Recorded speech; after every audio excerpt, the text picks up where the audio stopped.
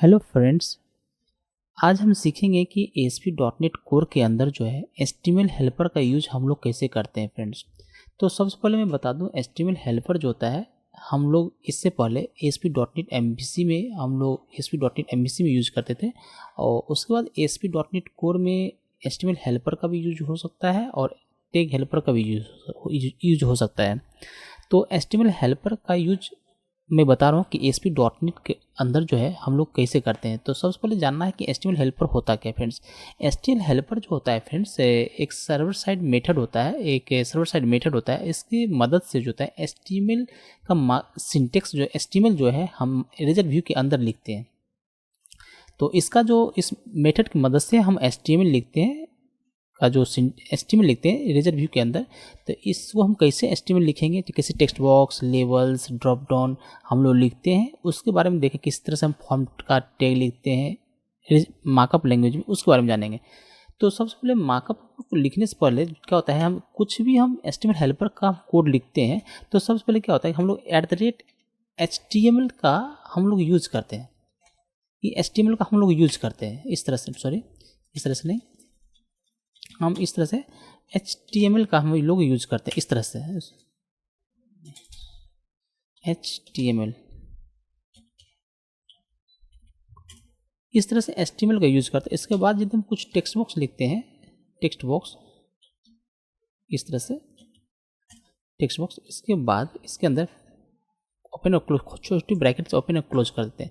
ये जो हम @HTML जो लिखते हैं फ्रेंड्स, ये जो @HTML लिखते हैं ये किसी का ऑब्जेक्ट तो होगा। ये जो इंस्टेंस है, किसका इंस्टेंस है? iHTML हेल्पर का, iHTML हेल्पर का इंस्टेंस है। इसका जो वही iHTML का जो है ये मेथड है, एक iHTML इंटरफेस है, उसका एक इंस्टेंस है, उसी के अंदर जो टेक्स्ट बॉक्स एक मेथड बना हुआ है। तो हम उसी इंस्टेंस को जब तक उस iHTML हेल्पर का इंस्टेंस यूज करके इस मेथड को यूज करते हैं। इसके अंदर यदि हम कुछ लिखते हैं, सपोज इसके अंदर लिखते हैं नेम, तो इस नेम के बाद मैं 3 पैरामीटर पास करता हूँ, आर्गुमेंट्स पास करना पड़ता है। इसके अंदर मैं लिखूँगा न्यू।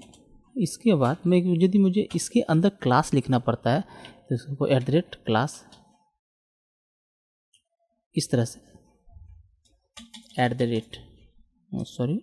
इस तरह से हम लिखेंगे क्लास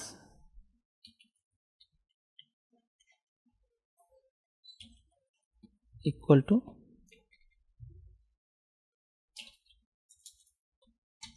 फॉर्म कंट्रोल। हम लोग जो इस तरह से जो है क्लास का हम लोग यूज करते हैं फ्रेंड्स। तो इस टेक्स्ट बॉक्स में क्लास का ये काम करेगा, फॉर्म कंट्रोल, एंड इसके लिए नेम हम लोग लिए, इसका नाम जो आईडी हो वो नेम डिस्प्ले होगा। यह इसीलिए @HTML जो मैंने फ्रेंड्स जितने भी हम मार्कअप सिंटेक्स लिखेंगे उसके लिए मुझे @HTML का यूज़ करना ही पड़ेगा फ्रेंड्स। यदि मैं @HTML का यूज़ नहीं करेंगे तो वो मार्कअप सिंटेक्स, उस मेथड को हम यूज ही नहीं कर पाऊंगा। तो एक इसी तरह से मुझे लिखना पड़ता है @HTML डॉट, एक होता है टेक्स्ट बॉक्स 4। इसका क्या मतलब है कि इसका जो मतलब होता है फ्रेंड्स, तो ये जो एक नॉर्मल टेक्स्ट बॉक्स हो गया, और इसके बाद जो होता है ये स्ट्रांगली टैप हो गया, इसको बोलते हैं स्ट्रांगली टैप। इसको ऊपर वाले बोलते हैं स्टैंडर्ड टैप, स्टैंडर्ड फॉर्मेट में रहता है ये जो नॉर्मल जिसको बोलते हैं। ये होता है स्ट्रांगली टैप। स्ट्रांगली टैप क्या होता है कि ये जो डायरेक्ट मेरा मॉडल के साथ बाइंड हो जाता है फ्रेंड्स। कैसे? यदि मेरा ये यूजर बना हुआ है, यूजर मॉडल जो बना हुआ है, इसके अंदर एक जो है मैंने प्रॉपर्टीज डिफाइन किया नेम। तो यदि मैं इसके अंदर यदि इसको बाइंड करूँगा, इसके साथ बाइंड करूँगा, तो हम मुझे बाइंड करने के लिए यदि हम m गोज टू m से मॉडल हम यदि लिखते हैं तो यहाँ पर लिखेंगे m डॉट नेम। इस तरह से यदि हम फ्रेंड्स लिखते हैं, तो इसका क्या होगा, स्ट्रांगली टैप हो गया, ये मेरा मॉडल के साथ बाइंड हो जाता है फ्रेंड। ये नाम जो है मेरा मॉडल का नाम मैच करना चाहिए। इस तरह से मॉड्यूल के साथ फ्रेंड बाइंड कर देते हैं, इसीलिए बोलते हैं इसको स्ट्रांगली टैप। आपने रिजिड सिंटेक्स में भी आपने देखा स्ट्रांगली टैप, उसमें भी होता है मॉडल से जो हम बाइंड करते हैं तो स्ट्रांगली टैप होता है, यहाँ पर भी स्ट्रांगली टैप होता है। तो इस तरह से हम लिखते हैं नॉर्मल, यदि हम HTML लिखते हैं इसके लिए हम इसका भी यूज़ करते हैं नॉर्मल के लिए। इस याद रखिए टेक्स्ट बॉक्स रहता है ओनली फॉर टेक्स्ट बॉक्स। जब मैं स्ट्रांगली टैप बनाता हूँ तो टेक्स्ट बॉक्स 4 हो जाता है। इस तरह से यदि मुझे इसके अंदर क्लास लिखना पड़ता है फ्रेंड्स, यदि इसके अंदर क्लास लिखना पड़ेगा तो सेम मुझे इसको मैं कॉपी कर लेता हूँ, इसको मैं कॉपी किया, इसके अंदर पेस्ट कर दिया। इस तरह से मैं क्लास भी इसमें लिख सकता हूँ फ्रेंड्स। तो ये मैंने एक टेक्स्ट बॉक्स मैंने लिखा है। इसी तरह आप जो हैं इसमें HTML सॉरी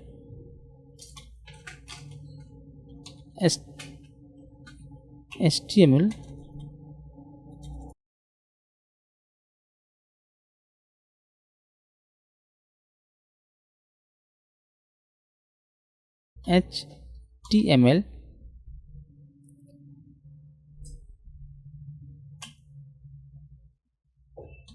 डॉट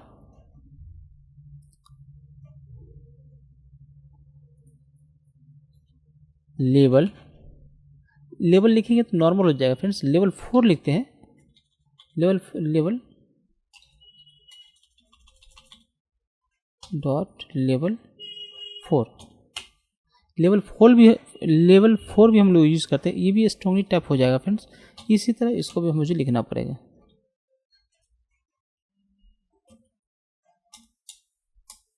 लेकिन ये जो होता है मेथड बेस्ड होता है फ्रेंड HTML हेल्पर। इसी तरह मैं भी जो मैं लिखूँगा इसको तो m.name, इस तरह से हम लेवल भी लिख सकता हूँ। अब मैं इसको फॉर्म जब लिखने के लिए जाऊँगा, फॉर्म यूजिंग, इसको मैं बंद करूँगा, इसके अंदर HTML लिखूँगा, HTML डॉट बिगिन फॉर्म के अंदर मैं लिखूँगा, इसके अंदर यदि मेरा जो इंडेक्स होगा तो इंडेक्स एक्शन मेथड, उसके बाद जो है मैं लिखूँगा, जैसे यहाँ पे मैं बिगिन फॉर्म की जो है पहला जो है एक्शन नेम दिया गया है, आप देख पा रहे हैं कि हिंट दे रहा है एक्शन नेम, यहाँ पे हिंट दे रहा है एक्शन नेम पहला होगा, दूसरा जो मैं आर्गूमेंट्स पास को कंट्रोलर होगा, राइट। तो मैं उसके बाद मैं फॉर्म मेथड पोस्ट कर दूंगा, इसके बाद मैं कंट्रोलर होगा, इसके अंदर कंट्रोलर यदि मैं होम यहाँ पे दे देता हूँ और इसके बाद जो मैं कोमा करके, तो अब हम यहाँ पे फॉर्म मेथड का यूज करते हैं, from form method dot post का यूज करने से क्या होगा, तो जब मेरा जो पोस्ट सबमिट होगा फॉर्म तो पोस्ट HTTP पोस्ट यूज करेगा ये। तो इसके बाद यहाँ पे कर्ली ब्रेसेस ओपन और क्लोज करेंगे, इसके अंदर जो है इस तरह से हम HTML जो मैंने लिखा हूँ ऊपर में उसको मैं अंदर में यूज कर रहा हूँ। तो इस तरह से हम लोग भी यूज कर सकते हैं, आप लोग भी यूज कर सकते हैं। इस तरह से हम लोग HTML हेल्पर का फॉर्म बनाते हैं। इसके अंदर मुझे कंट्रोलर किस तरह से मुझे लिखना पड़ता है, तो इस तरह से मुझे यदि मुझे यहाँ पे बटन का मुझे सबमिट का लिखना है तो इस तरह से बटन का भी कोड लिखूंगा। तो यहाँ पे लिखूंगा मैं इसका टाइप लिखूंगा,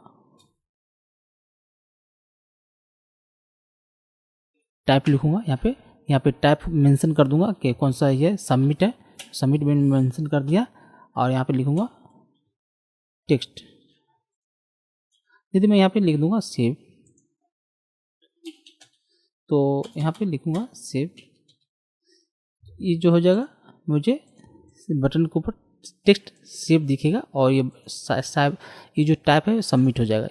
इसको मैं क्लिक होगा तो ये मेरा जो होम कंट्रोलर को कैच करेगा, उसके अंदर जो इंडेक्स मेथड उसके अंदर जाएगा, उसके अंदर मॉडल जो रखा गया है उसके अंदर ये वैल्यू उठ के चला जाए, इस टेक्स्ट बॉक्स का वैल्यू इसके ऊपर चला जाए, मॉडल के ऊपर चला जाएगा। तो इस तरह से फ्रेंड हम लोग HTML हेल्पर का यूज़ करते हैं। आप लोग समझ सकते हैं कि टैग हेल्पर ईजी है या HTML हेल्पर ईजी है। तो आप इस तरह से मेथड हम लोग यूज़ करते हैं, तो इसको बोलते हैं मेथड हेल्पर। मेथड यूज़ करते हैं, मेथड हेल्पर मेथड बेस्ड है, वो है एट्रीब्यूट बेस्ड। उसमें एट्रीब्यूट मैं यूज़ करता हूँ ASP-4, तो उसको बोलते हैं एट्रीब्यूट बेस्ड। तो आप लोग टैग हेल्पर भी यूज़ करते हैं और HTML हेल्पर भी यूज कर सकते हैं। तो दोनों बहुत अपने अपने जगह पे लिखने का सिंटेक्स थोड़ा डिफरेंट है लेकिन आसान है। तो तो ये वीडियो यदि आपको इन्फॉर्मेटिव लग रहा है तो आप प्लीज़ चैनल को सब्सक्राइब करें और वीडियो को लाइक करें फ्रेंड्स। Thank you.